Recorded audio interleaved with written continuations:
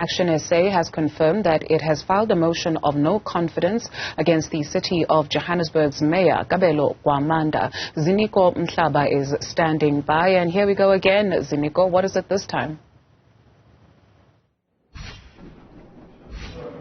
Here we go again to Duzi. They were here at the Johannesburg Council chambers as we were listening to the debates taking place inside these chambers where political parties were debating the state of the city address as delivered by the Executive Mayor Gwamanda.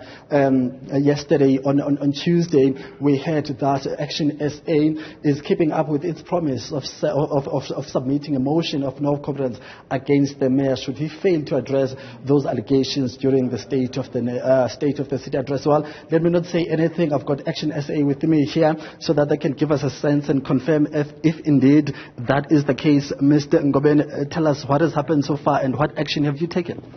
Yeah, indeed, we have submitted a motion of no confidence this afternoon against the mayor. As you correctly indicated, we made a public call yesterday asking the mayor to use the opportunity to come out clear and clear all these allegations that are leveled against him, which are very serious fraud allegations. And we felt that the mayor didn't actually take our call seriously. We do know that even yesterday, after he delivered the State of the City address, he ran away and didn't address the media. The partners, the ANC and the EFF and the PA, are continuing to defend and protect him.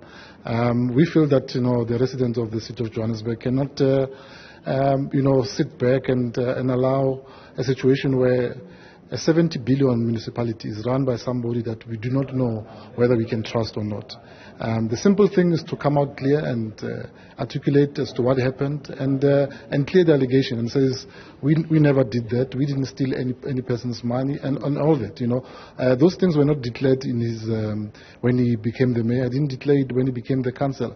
They are arising now and they need to be addressed. So he can't run away from that. All right. Just the reasons you just mentioned right now, do you believe that they're sufficient? Are they the only cause that inspired your action to table a motion of no confidence? Does it have anything to do with other issues such as his competency, his absence in public engagements? So do you think you've done enough to ensure that you engage with him? And from the public call you made, did he respond in any way? He didn't respond. None of their partners responded. In fact, I think there's an element of joking around, of taking this situation as lightly, and I think it's not a light issue. Here we've got someone that's looking after the 70 billion payers, that is looking after service delivery of our city. He's running around and he's avoiding the media. He's not attending IDP meetings, and these are some of the things that make us worried. He delivered a very weak State of the City address yesterday, no solutions whatsoever. We provided solutions today to him, but we know that they are going to ignore them because what's happening is that the ANC and the EFF are pulling the strings behind. They are not holding him accountable, and that's really a concern for us. Talk to us now give us more details about the motion of confidence. You're saying it's been submitted already. Any time frames? When is it going to be debated in the council? But also, how far are you prepared to go with it, considering the issues of numbers in the council? How confident are you, secondly, about this motion? Yeah, the process is that we submit the motion. The deadline was today for submissions of motion for this month. The council meeting will be on the last week of this month. And it will be tabled there. But before it gets there, it has to pass by a programming committee, which is a committee that looks at all the items that needs to go to council. We believe that the motion ticks all the boxes, and it will go through, and it will be debated in council at the end of the month. We'll go as far as possible. I think we have been talking to our other opposition partners from the national point of view, people that have been voting with us in the past. Obviously, the DA has not come on board yet, but we'll continue to talk to them.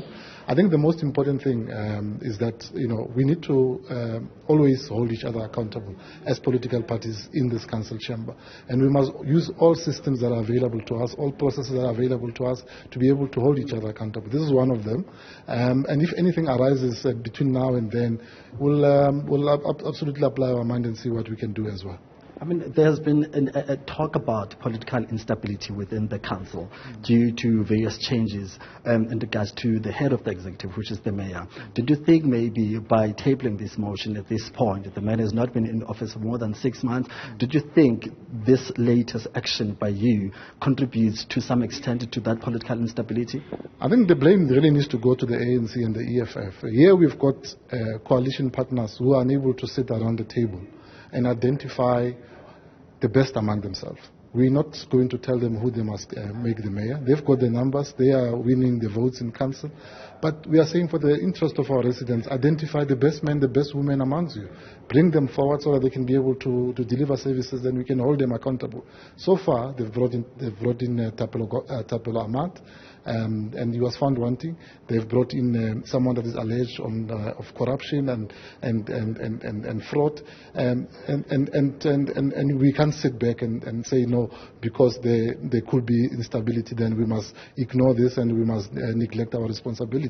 So the blame needs to go to the ANC and the EFF. Have you engaged those partners, as you are acknowledging that maybe in terms of numbers you might not succeed, so you will need those partners with Gwamanda to really reflect and give you maybe an alternative? So have you engaged them? What has been the attitude? Do you have confidence that they'll listen to you? Yeah, so far, I mean, the colleagues that we have been working with have responded positively, and that is why we submitted this motion. We have been engaging with them, for some time now, since those allegations, came up. Actually, what we did as well, we engaged the DA. We sent them a letter. We said, guys, can we sit around the table? Here's the situation. And they've been delaying and dilly-dallying on this issue. I think the residents will have to decide on these parties, whether these are parties that they can trust, that can be able to represent them, their interests, that can be able to defend their interest in this council. So, yeah, the ball is in their court. We are tabling this motion. They must tell us what they're going to do.